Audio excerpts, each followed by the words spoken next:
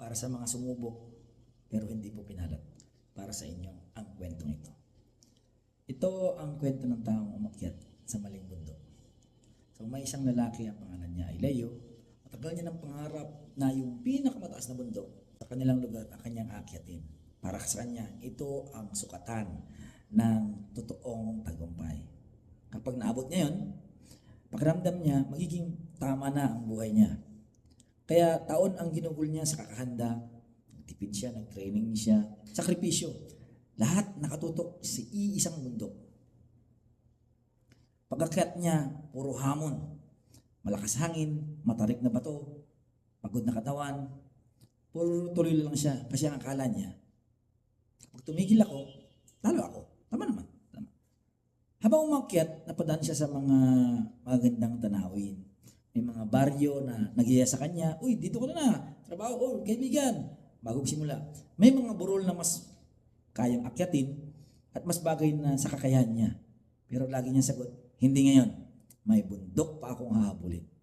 Hanggang sa makarating siya dun sa pinakatuktok. Ang taas.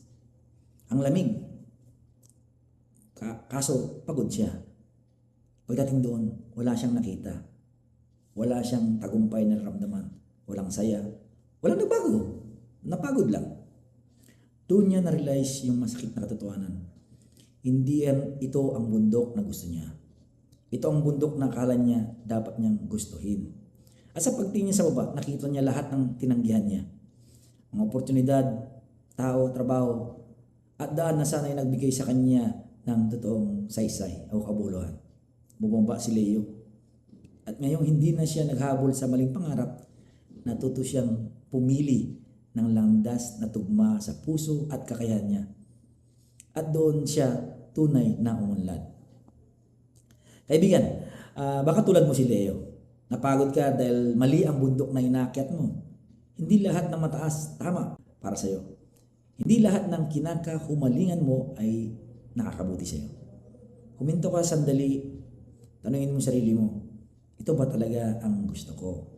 O ito ba ang gusto sabihin ng mundo na dapat kong gawin? Piliin ang bundok na para sa iyo. Doon, hindi ka lang akyat, uusbong ka. So, hanapin